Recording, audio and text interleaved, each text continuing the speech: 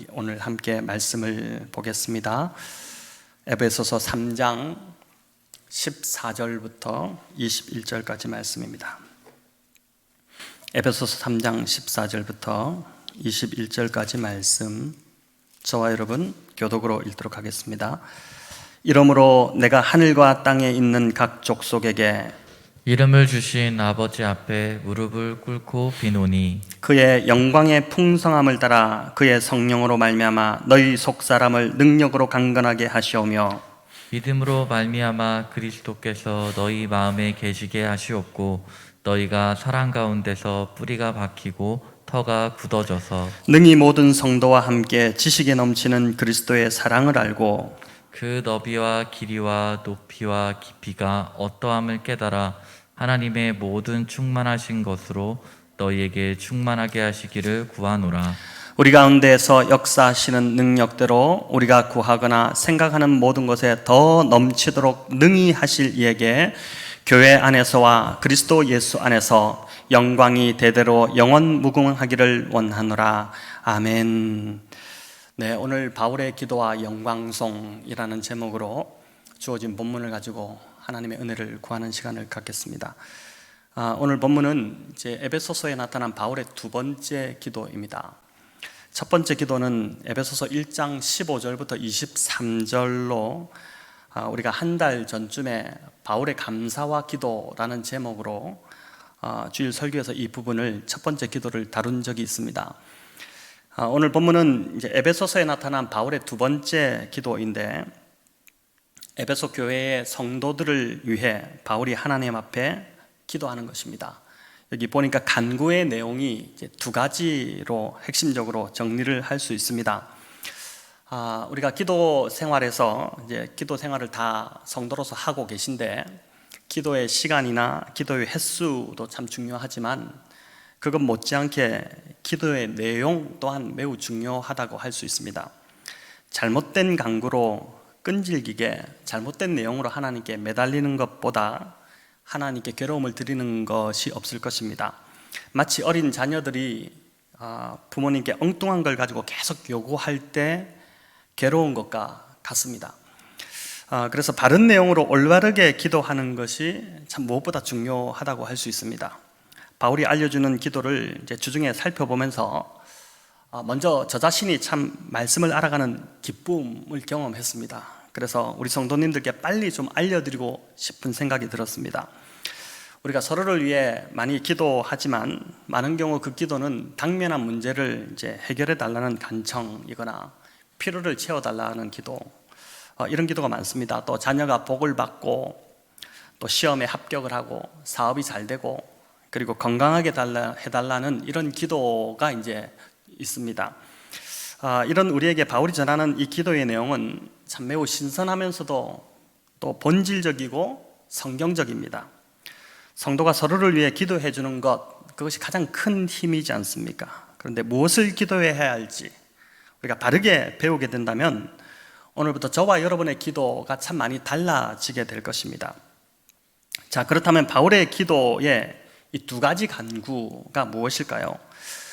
첫째는 이제 성령으로 말미암아 속 사람을 능력으로 강건하게 해달라는 것이고, 두 번째는 그리스도의 사랑을 깨닫게 해달라는 기도입니다. 자, 이 두 가지 내용을 이제부터 구체적으로 좀 살펴보겠습니다. 첫 번째 간구는 속 사람을 능력으로 강건하게 해달라는 기도입니다. 자, 여기서 말하는 이 구절에서 말하는 속 사람이 무엇일까요? 똑같은 표현을 바울이 고린도후서 4장에서 사용을 했는데, 우리 고린도서 4장 16절을 같이 한번 읽어보겠습니다. 그러므로 우리가 낙심하지 아니하노니 우리의 겉사람은 낡아지나 우리의 속사람은 날로 새로워지도다. 자, 여기서 말하는 속사람은 이제 겉사람과 반대되는 개념입니다. 헬라어로 볼 때 이 겉사람은 죄의 속성을 지닌 옛사람이 아니라 우리의 이 그냥 몸을 말합니다. 그렇게 속사람도 그리스도인이 회심할 때 입는 그 새 사람이 아니라 우리의 내면, 곧 마음을 이제 가리키는 것입니다. 바울의 표현처럼 우리의 겉사람은 시간이 지날수록 낡아집니다. 이 일에는 누구나 예외가 없습니다. 우리는 매일 아침 샤워할 때마다 배수구에 머리카락이 점점 많아지는 걸 보고 충격을 받습니다. 시력도 점점 약해져서 돋보기를 쓰지 않으면 글을 읽기가 힘든 이 현실을 마주하면서 서글퍼지기도 합니다. 또 젊어서는 생각도 안 했던 챙겨 먹어야 할 약들이 점점 늘어납니다. 이번 주 저는 아침에 늘 챙겨 먹는 이 비타민, 그것을 먹었는지 안 먹었는지 기억이 나지 않아서 다시 먹어야 될지 말아야 될지를 고민하게 됐습니다. 그것도 무려 이틀이나 그렇게 했습니다. 겉사람이 낡아지면서 기억력도 점점 약해지는 것입니다. 밤에 잠을 청하지만 몸의 여러 통증들로 인해 깊은 잠을 잘 이루지 못하기도 합니다. 우리의 겉사람이 낡아지고 있는 것입니다. 그러나 감사한 것은 그와 동시에 우리의 속사람이 날로 새로워지고 있다는 사실입니다. 이런 속사람의 변화가 없다면 우리의 노년은 나이 들수록 매우 서글프고 우울해질 것입니다. 많은 사람들이 겉사람의 낡아짐을 늦추려고 몸의 건강에 투자를 많이 합니다. 이것저것 좋은 것을 많이 먹기도 하고 또 가려 먹기도 합니다. 또 운동에 돈을 많이 쓰기도 합니다. 다 중요한 것들입니다. 하지만 바울의 말씀을 볼 때 이것보다 우리가 더 신경 써야 할 것은 우리의 속사람이 강건해지는 것입니다. 젊었을 때와 달리 몸이 아프기 시작하면, 노쇠해지기 시작하면, 이런저런 여러 병들이 생기기 시작하면 신경질도 많아지고 불평도 많아집니다. 그럴 때 우리의 속사람이 준비되지 않고 자라있지 않으면 죄된 본성이 그대로 막 나오게 되는데 그것을 막을 방법이 없는 것입니다. 나이 들수록 원망과 불평과 요구와 심술이 늘어난다면 그보다 안타까운 모습이 없는 것이죠. 노후가 경제적으로 잘 준비되고 건강이 이상이 없다 하더라도 입술과 태도에서 이런 모습들이 나온다면 그 사람은 속사람이 자라지 않은 것입니다. 노후가 아무리 준비되었다 하더라도 그 속사람이 자라지 않는다면 그 노후는 참 불행해질 수밖에 없는 것이죠. 반면에 기력이 떨어지고 참 몸은 노쇠해져 가는데 향기가 나고 빛이 나는 그런 사람들이 있습니다. 평생을 성령님의 다스림 속에서 살려고 노력했던 자들입니다. 저와 여러분의 남은 삶의 목표가 우리의 속사람이 날로 새로워지고 강건해지는 것에 있기를 축원합니다. 자, 그렇다면 어떻게 해야 우리의 속사람이 강건해질 수 있을까요? 16절을 우리 다시 한번 읽어보겠습니다. 그의 영광의 풍성함을 따라 그의 성령으로 말미암아 너희 속사람을 능력으로 강건하게 하시오며. 자, 이 구절에 의하면 속사람이 강건해지려면 능력이 필요합니다. 인간의 능력이 아닌 성령을 통해 오는 능력입니다.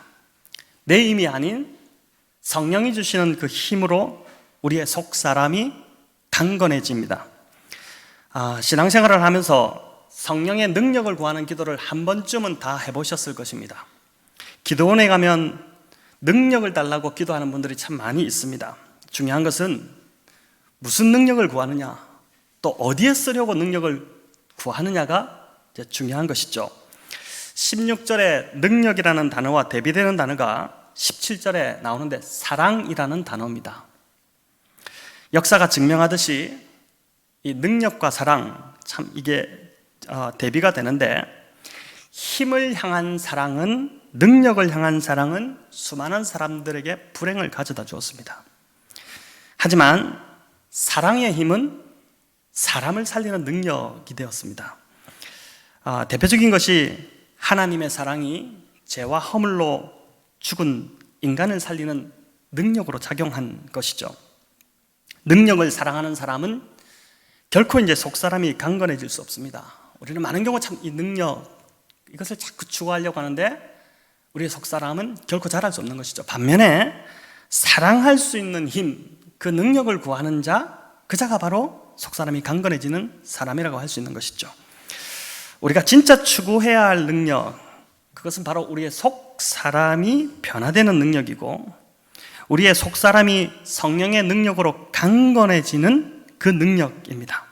좀 더 쉽게 표현하면 저와 여러분의 삶이 어제보다 오늘이 더 거룩해지는 능력이고 오래 참는 능력이고 쉽게 화를 내지 않는 능력이며 내 입장이 아니라 상대방 입장을 더 생각하는 그러한 능력입니다.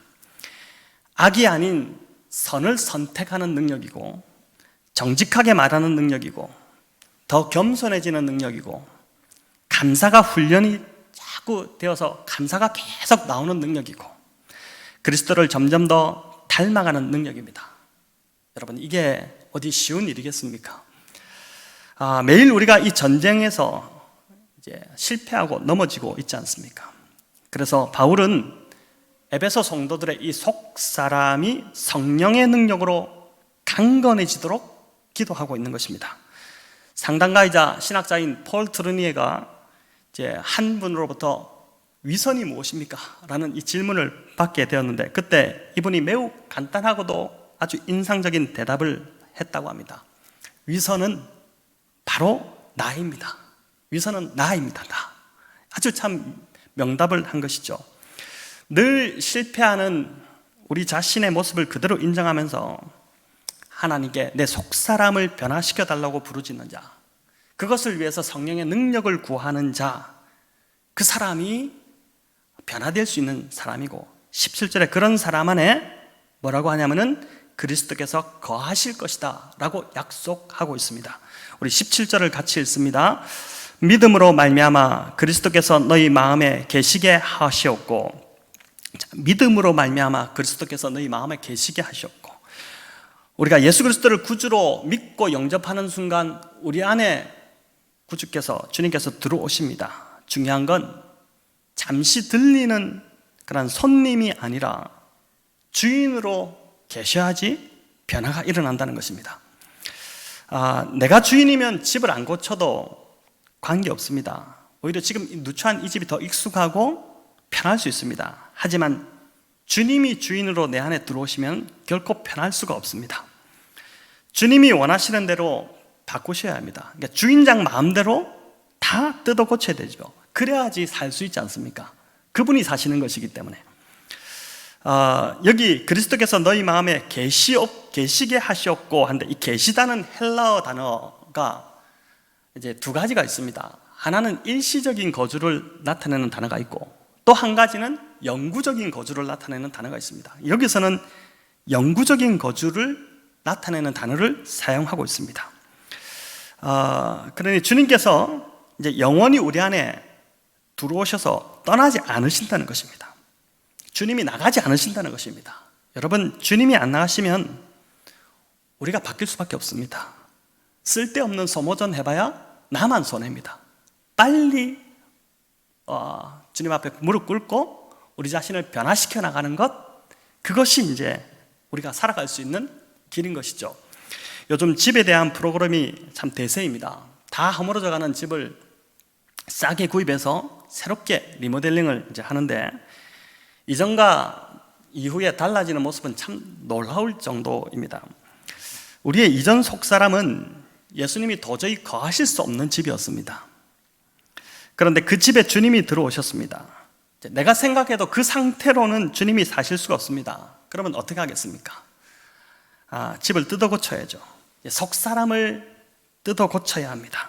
벽지도 새로 도배하고, 또 낡은 바닥도 다 걷어내고 새로 원하는 헤링본 모양으로 이제 깔기도 하고, 창호도 등도 새 것으로 다 갈아야 합니다. 이게 보통 작업이 아니죠. 그런데 예수님께서 우리 안에 들어오셔서 이 작업을 하시는 것입니다. 그래서 우리가 이제 성령의 능력을 구해야 됩니다. 이게 보통 작업이 아니기 때문에 그 능력이 임해야지만이 우리의 속사람이 날마다 새로워지고 강건해질 수 있는 것입니다. 갈라디아서 4장에서 바울이 이제 이렇게 고백을 하죠. 4장 19절인데 우리 같이 한번 읽어볼까요? 나의 자녀들아, 너희 속에 그리스도의 형상을 이루기까지 다시 너희를 위하여 해산하는 수고를 하노라. 바울이 에베소 성도를 위해서 또 이 갈라디아 성도를 위해서 이렇게 기도했듯이 우리의 속사람이 그리스도의 형상을 닮아가는 이 일을 위해서 성도 서로 간에 기도의 수고가 있어야 한다는 것입니다. 해산할 정도의 이런 수고가 있어야지 우리의 이 속사람이 바뀌어가는데 이를 위해서 성령이 우리 안에서 역사하신다는 것이죠. 여러분, 우리가 1년, 2년 신앙생활하고 헤어질 그런 관계가 이제 아닌 것 같습니다. 앞으로 계속해서 10년, 20년 이 교회 안에서 아름다운 교회를 이루어 나가면서 신앙생활을 함께 해나갈 텐데 10년, 20년 지났음에도 불구하고 속사람이 변화가 없이 여전히 똑같은 모습으로 남아있다. 이게 얼마나 참 비극적인 일입니까? 우리가 10년이 지나고 20년이 지났을 때 우리의 속사람이 주님 닮아 있고 주님의 향기가 훨씬 나고 있고 그렇게 강건해진 속사람을 서로 경험하고 느낀다는 것, 그것이 참 은혜이고 축복인 것이죠. 여러분, 이런 은혜가 우리 모두에게 임하기를 주님의 이름으로 축원합니다. 이제 바울의 두 번째 기도를 살펴보겠습니다. 두 번째 간구는 그리스도의 사랑을 알게 해달라는 간구입니다. 여러분 18절 19절 같이 읽겠습니다. 능히 모든 성도와 함께 지식에 넘치는 그리스도의 사랑을 알고 그 너비와 길이와 높이와 깊이가 어떠함을 깨달아 하나님의 모든 충만하신 것으로 너희에게 충만하기를 구하노라. 자, 바울은 에베소 교회의 모든 성도들이 그리스도의 사랑을 아는데 이 그리스도의 사랑이 어떤 사랑이냐면은 이 그리스도의 사랑을 수식하는 표현이 보니까 지식에 넘치는 그리스도의 사랑을 알기를 원한다 이렇게 했습니다. 자, 지식에 넘친다 이 말은 지식을 초월한다는 의미입니다. 지식을 초월하는 사랑입니다. 그 사랑이 얼마나 큰지 너비와 길이와 높이와 깊이를 알 수 없습니다. 여러분, 그래서 이 기도도 두 번째 간구도 첫 번째 간구처럼 성령의 능력이 필요합니다. 인간의 지식으로 이해할 수 없는 사랑이기 때문에 내 머리로는 도저히 이 사랑을 깨달을 수 없기 때문에 성령의 능력으로 우리 안에서 이 사랑이 깨달아져야 하는 것입니다. R.A. 토레이 목사님 잘 아시죠? 이분이 하나님의 얼굴을 간절히 구했던 경험을 그의 책에서 한번 소개한 적이 있는데 어느 날 성경을 읽고 기도하다가 자신을 향한 하나님의 사랑이 주체할 수 없을 정도로 경험되기 시작했습니다. 그는 하염없이 울었는데 나중에 그 사랑이 도저히 감당이 안 되어서 감당할 수가 없어서 그만 보여주시기를 기도해야 할 정도였다라고 합니다. 저는 이 코로나 상황 속에서 이 토레이 목사님이 성경을 읽고 기도하다가 이런 경험을 하게 됐는데 또 하나님의 그 사랑을 간절히 사모하는 마음으로 구했기 때문에 이런 경험을 하게 됐는데 우리 성도님들도 이 코로나 상황 속에서 우리가 성경 읽기를 하고 있고 또 개인적으로 기도도 하고 계신데 그런 자리에서 이 토레이 목사님처럼 말씀을 읽다가 하나님의 그 주체할 수 없는 사랑을 경험하는 은혜가 부어지기를 소망합니다. 저도 개인적으로 이런 경험이 있었는데 신학대학원을 준비하던 그 시기에 저희 마음이 한없이 좀 가난해져 있었습니다. 대학 도서관에서 칸막이 자리에 앉아서 성경을 일독을 이제 읽어 나가던 중에 구약의 그 어려운 소선지서 부분을 읽어 나가던 어떤 날이었는데 갑자기 눈물이 흐르기 시작하는데 이 주체할 수 없는 눈물이 흘러내리기 시작한 것입니다. 그게 한 며칠을 그렇게 울었습니다. 이제 그 자리에 휴지, 눈물을 닦고 콧물을 풀고 한 휴지가 수북히 쌓여서 비우고 또 수북히 쌓여서 비우고 할 정도로 그렇게 이제 눈물이 흘렀는데 나를 향한 하나님의 그 사랑이 그때 이제 깨달아지면서 그 반응이 일어났던 것이죠. 존 스토트 목사님은 오늘날 교회의 문제는 예배당이 없는 것도 헌금이 부족한 것도 프로그램이 빈약한 것도 아니다. 성도들이 이 지식에 넘치는 그리스도의 사랑을 알지 못하는 데 있다 라고 이제 이야기를 했습니다. 참 맞는 말이죠. 자, 17절은 보니까 너희가 사랑 가운데 뿌리가 박히고 터가 굳어져서 라고 합니다. 다른 어떤 것이 아니라 성도들이 그리스도의 사랑이 이제 이 그리스도의 사랑이 성도들이 뿌리를 내리고 자라가는 토양이 된다는 것이고 동시에 성도들의 삶이 견고하게 세워지는 반석이 그리스도의 사랑이라는 것입니다. 이 사랑을 경험해야지 우리가 신앙생활에서 요동하지 않고 견고하게 이렇게 설 수 있다는 것이고 우리가 자라갈 수 있다는 것이죠. 그래서 바울은 이 그리스도의 사랑을 알게 될 때 에베소 성도들이 하나님의 모든 충만하신 것으로 충만하게 될 것이다, 이렇게 이제 표현합니다. 여러분 19절을 같이 한번 다시 읽습니다. 그 너비와 길이와 높이와 깊이가 어떠함을 깨달아 하나님의 모든 충만하신 것으로 너희에게 충만하시기를 구하노라. 자, 충만하신 것으로 충만케 된다. 이 참 말이 어려운 말인데 이게 바울식의 표현입니다. 근데 쉽게 말하면은 이 말은 무슨 말이냐면은 영적으로 성숙한다는 것이고 하나님 닮아간다는 것의 뜻입니다. 그리스도의 사랑을 경험하면 할수록 영적으로 성숙하게 되고 하나님 닮아가게 된다는 것입니다. 그런데 반대로 하나님의 사랑을 받지 못하고 경험하지 못하면 어떻게 될까요? 영적으로 성숙할 수가 없게 되는 것이죠.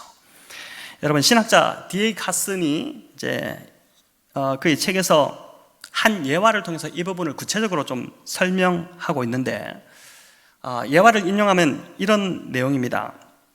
한 부부가 오랫동안 이제 평생을 살면서 여러 아이들을 입양해서 키우는 참 선한 일을 해왔습니다. 그런데 어느 날 이제 18개월 된 쌍둥이 남자아이를 맡아달라는 요청이 들어왔습니다. 이들이 이 제의에 망설였는데, 왜냐하면 이제는 좀 쉴 나이가 됐기 때문에 이제 좀 그만해도 되겠다, 이런 시기를 지날 때 또 요청이 왔기 때문에 망설이고 있는데, 기관 측에서 하는 말이 6개월 정도만 좀 맡아주십시오. 그러면 그 이후에 안정된 가정으로 이 아이들을 입양시키려고 합니다. 이 말을 듣고 이제 수락을 하고 아이들을 데리고 왔습니다. 집에 온 첫날 밤에 아이들을 자리에 뉘었는데 너무 조용했습니다. 정상적인 아이들이라면 이제 더 놀려고 하고 자지 않으려고 합니다. 계속 누워서도 이야기를 막 합니다. 저희 집 아이들이 지금 이런 시기를 지나고 있기 때문에 제가 잘 압니다. 이상하게 느낀 부부가 이제 살짝 아이들이 있는 그 방에 들어가 보니 쌍둥이가 둘 다 말똥말똥하게 깨어 있고 베개는 눈물로 젖어 있는데 찍소리도 내지 않는 것입니다. 알고 보니 아이들이 이들 부부 집에 오기 전에 여러 집을 거치면서 운다고 손찌검을 참 많이 당했습니다. 이 부부의 집이 9번째였습니다. 여러분, 그러니 얼마나 아이들이 참 어려움을 겪었겠습니까? 검사 결과 이 쌍둥이는 정서적, 지적으로 불치에 가까운 손상을 입은 상태였습니다. 이후 이 아이들이 이 부부의 집에서 6개월이 아니라 2년 가까이를 지내면서 안정된 가정에 입양될 무렵에는 거의 정상적 범주의 아이들로 변화가 되었습니다. 이 부부의 사랑을 듬뿍 받고 변화가 일어난 것이죠. 수많은 연구 결과에서 보여주듯이 건강한 부모 밑에서 사랑을 주고받는 법을 제대로 배우지 못한 자녀는 불가피하게 이후 성인이 되어서도 어려움을 겪는 삶들을 살아간다고 합니다. 가장 좋은 것은 부모의 사랑을 듬뿍 받고 크는 것입니다. 하지만 우리 대부분은 아마도 깨어진 가정, 또 미숙한 부모 밑에서 자라났을 것입니다. 또 우리가 지금 미숙한 부모로서 그렇게 살고 있을지도 모릅니다. 어떻게 해야 될까요? 여러분, 어떻게 해야지 이 사랑을 받아야지 성숙하는데 어떻게 할 수 있겠습니까? 그러니까 참 육신의 아버지, 육신의 부모로부터는 사랑을 받지 못했을지라도 참 아버지신 하나님의 사랑을 경험하는 것밖에는 답이 없습니다. 그 사랑을 깊이 경험할 때 우리의 삶과 관계는 회복이 일어나기 시작하며 영적 성숙으로 나아가게 되는 것입니다. 이 사랑을 경험하면 성도들과의 관계에서도 미숙한 모습이 조금씩 사라지기 시작합니다. 내 스스로가 알지 않습니까? 참 내가 미숙하구나, 관계를 참 잘 못하구나, 이걸 알지 않습니까? 그런데 그것이 사라지기 시작합니다. 나의 미숙함 때문에 성도를 고의적으로 피하거나 또는 관계가 힘들어서 만나지 않거나 이렇게 하지 않게 된다는 것입니다. 여러분, 18절에 그리스도의 사랑을 지식에 넘치는 사랑이다, 이렇게 표현하는데, 이 지식에 넘치는 사랑이다, 이 표현은 지식을 초월하는 사랑이라는 의미도 있고 더불어서 지식의 수준에 머무르는 사랑이 아니다는 뜻입니다. 무슨 말입니까? 신앙은 지식과 체험이 균형을 이루어야 됩니다. 지식과 체험이 균형을 이루어야지 건강한 신앙을 계속해서 유지할 수가 있습니다. 말씀을 지식으로만 알면 안 되고 체험으로 경험해야지 그 말씀이 내 안에서 살아서 나를 변화시키는 말씀이 되기 시작합니다. 사랑하는 백원영동교회 성도님들, 이 말씀을 통해 지식에 넘치는 그리스도의 사랑을 정말 경험하기를 저는 간절히 소망합니다. 이번 한 주 말씀을 가지고 여러분 하나님 앞에 나아가서 여러분의 마음을 한번 열어보시기를 바랍니다. 성령의 능력으로 여러분의 그 깊은 내면의 상처를 만져주시기를 한번 간구해 보시기를 바랍니다. 여러분의 상처가 아무리 깊어도 이거 도저히 내가 해결할 수 못할 것 같은데 그런 상처라도 오늘 뭐라고 합니까? 하나님의 사랑의 깊이가 측량할 수 없을 정도로 더 깊습니다. 하나님의 사랑이 정말 감당할 수 없을 정도로 넓습니다. 그 넓은 사랑으로 우리를 받아주시고 그 깊은 사랑으로 우리의 깊은 상처를 충분히 치유하고도 남으시기 때문에 여러분 그것을 믿으시고 이번 주 하나님 앞에 나아가 보십시오. 하나님 살아계시기 때문에 여러분 나오기를 기다리고 계시기 때문에 반드시 그 사랑을 경험하는 은혜가 있게 될 것입니다. 이전에 그 사랑을 경험했기에 나는 이제 됐다고 하지 마시기 바랍니다. 바울이 에베소 성도들이 이 사랑을 경험하지 못해서 기도한 것이 아닙니다. 이미 이들은 그리스도의 사랑을 경험했고 또 뿌리까지 내리고 있었지만은 바울은 그것으로 만족하지 않고 에베소 성도들이 계속해서 그 사랑에 흠뻑 젖도록 기도한 것입니다. 왜 그럴까요? 이렇게 사랑을 계속해서 경험해야지 여기 이야기하듯이 그리스도의 충만하신 하나님의 충만하심까지 자라갈 수 있기 때문에, 즉 우리가 영적으로 성장해 갈 수 있기 때문에 이 사랑을 계속해서 경험하게 해달라고 기도하는 것입니다. 여러분 여기 18절에서 중요한 것은 능히 모든 성도와 함께입니다. 우리 18절 다시 한번 읽어봅시다. 능히 모든 성도와 함께 지식에 넘치는 그리스도의 사랑을 알고. 바울은 에베소 교회의 한두 사람이 아니라 온 교회가 함께 그리스도의 사랑을 함께 경험하고 함께 성숙해 가기를 기도하고 있습니다. 성도 여러분, 저희 교회에 좀 적용해 볼 때 하나님이 묶어주신 목장 식구들을 위해서 간절히 기도하시기 바랍니다. 목장이 어떻게 묶여졌는지 여러분 아시지 않습니까? 제가 임의로 짜지 않았습니다. 우리 운영위원들께서 함께 모여 하나님의 뜻으로 믿고 제비를 뽑아서 목장을 구성을 한 것입니다. 비록 우리가 지금 코로나로 함께 모이지 못하지만 서로의 이름을 불러가며 그 목장 식구가 오늘 이 기도 내용 그대로 그리스도의 사랑을 알고 그 삶이 회복되고 치유되도록 간절히 기도하시기 바랍니다. 뿐만 아니라 그 사랑을 알아서 하나님의 모든 충만하신 것으로 충만하게 되기를, 즉 영적으로 성숙해 나가기를 기도하시기 바랍니다. 이것이 우리를 목장으로 묶어주신 하나님의 뜻임을 믿습니다. 오늘 이 두 가지 기도를 다시 한번 정리해 봅니다. 여러분 이 두 가지 기도를 꼭 기억하시기 바랍니다. 첫 번째 기도는 주님 나를 또 우리 목장 식구들을 성령으로 말미암아 속사람이 능력으로 강건하게 해주시옵소서. 그래서 예수님 닮은 모습이 점점 더 나타나게 하시고 그리스도의 향기가 더 풍겨나게 하시고 예수님을 주인으로 모셔드려서 내 안에 예수님이 거하시기 불편한 이 속사람을 계속해서 뜯어 고쳐 나가는, 변화시켜 나가는 그런 나 자신이, 또 그런 우리 성도가 되게 하여 주시옵소서. 이 기도가 첫 번째 기도이고, 또 두 번째 기도는 주님 지식에 넘치는 그리스도의 사랑을 깨달아 알게 하옵소서. 지식이 아니라, 지식의 수준에서만 머무는 것이 아니라 그 사랑을 꼭 체험적으로 경험하게 해 주시옵소서. 한 번 경험이 아니라 계속 경험하게 하옵소서. 그래서 자라면서 우리가 생겼던 모든 상처와 쓴뿌리가 그 사랑으로 온전하게 회복되고 치유되며 그 넓고 길고 또 깊고 높은 그 사랑으로 인해서 영적으로 성숙하는 성도가 되게 하여 주옵소서. 이런 기도가 목장마다 넘쳐나기를 우리 주님의 이름으로 축원합니다. 이제 마지막으로 바울의 성령이 이어집니다. 영광송이라고도 합니다. 여러분 20절 21절인데 같이 한번 읽겠습니다. 우리 가운데서 역사하시는 능력대로 우리가 구하거나 생각하는 모든 것에 더 넘치도록 능히 하실 이에게 교회 안에서와 그리스도 예수 안에서 영광이 되도록 영원무궁하기를 원하노라. 아멘. 자, 바울의 기도가 하나님을 성령하는 것으로, 영광성을 올려드리는 것으로 기도가 끝났다는 것이 참 의미가 있습니다. 우리의 간구만 구하고 끝 하는 것이 아니라 마지막에 이 기도에 응답하실 하나님을 신뢰하는 믿음을 표현하고 하나님을 높여드리는 것으로 이 기도가 끝난다는 것이 참 기도의 본, 우리가 어떻게 기도해야 될지를 보여주는데, 여기 더 넘친다는 표현은 헬라어로 볼 때 훨씬 더 풍성하게 주신다는 뜻입니다. 우리가 구하거나 생각하는 것보다 훨씬 더 풍성하게 능히 행하시고 부어주신다는 것이죠. 여러분, 왜 그럴까요? 왜 이렇게 하나님이 이렇게 하실까요? 하나님이 능력이 많아서일까요? 하나님 당연히 능력이 많아서 이렇게 하실 수 있죠. 그러나 그것보다 우리를 향한 하나님의 너그러우심 때문입니다.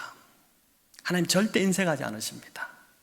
넉넉하고 참 후히 베푸시는 분이십니다. 이것이 또한 그분의 백성된 우리들이 갖춰야 할 성품이기도 합니다. 사람들을 대할 때 우리가 이렇게 넉넉함으로, 너그러움으로 사람들을 대하는 것이 참 필요한 것이죠. 우리를 향한 그분의 이제 긍휼하심이 크기 때문에 우리가 구하는 바 이상으로 우리가 기도할 때, 기도 자리에 나가서 기도하기만 하면 우리가 구하는 바 이상으로 우리의 속사람을 성령의 능력으로 강건하게 해주신다는 것이고, 또 지식에 넘치는 그리스도의 사랑을 알 수 있도록 해주신다, 체험할 수 있도록 해주신다는 것입니다. 여러분, 이 하나님을 신뢰하시고 이 두 가지 기도를 꾸준히 드리시는 백원영동교회 성도님들 다 되시기를 바랍니다. 성령에서 한 가지만 더 살펴볼 것은 교회 안에서와 그리스도 예수 안에서, 이 표현입니다. 여러분, 이 표현은 신학성경에서 오직 여기만 나옵니다. 바울이 주로 그리스도 예수 안에서 이 표현을 많이 썼지만은 교회 안에서와 그리스도 예수 안에서 이렇게 쓰기는 여기가 처음인데,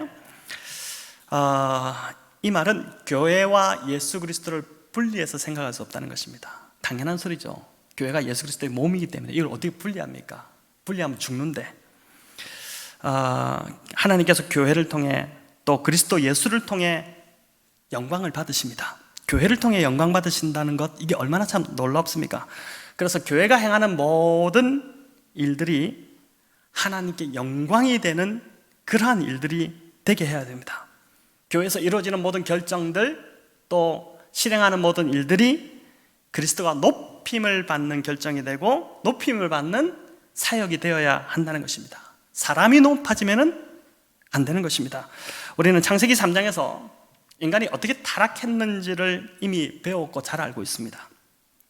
죄의 뿌리는, 이 죄라는 것의 뿌리는 인간이 하나님처럼 되려고 하고 인간이 높아져서 하나님 자리에 앉으려고 한 그것이었습니다. 근데 바울의 기도의 궁극적 목적을 보니까 바울이 지금 기도하는데 그 기도의 궁극적 목적이 뭐냐면은 하나님께 영광을 돌리는 것입니다. 우리가 기도를 통해서 이런저런 변화가 막 일어나고 있고 교회가 막 더 성장하고 성숙해 간다 하더라도 결국 인간이 높아지고 인간이 부각된다면 그것은 실패한 것입니다. 하나님이 높아지시는 것, 이것이 우리 기도의 마지막 목적이 되어야 하는 것입니다. 성도 여러분, 어떻습니까? 말씀을 들으니까 이제 기도하고 싶어지지 않습니까? 바울이 알려주신 이 기도가 얼마나 멋지고 풍성한 기도입니까? 이번 한 주 우리 자신을 위해 또 서로, 성도 서로를 위해 바울이 알려주신 이 기도를 가지고 이 두 가지 기도로 우리의 기도의 자리를 한번 채워보시기를 바랍니다. 그렇게 할 때 긍휼이 풍성하신 아주 너그러우신 우리 하나님께서 우리가 구하거나 생각하는 건 그 이상으로 모든 것에 더 넘치도록 후히 주실 것입니다. 또한 기도의 궁극적 목적이 하나님께 영광을 돌린다는 것을 잊지 마시고 이 모든 기도에 예수 그리스도와 하나님만을 높여드리는 복된 교회, 복된 성도님들 다 되시기를 우리 주님의 이름으로 축원합니다.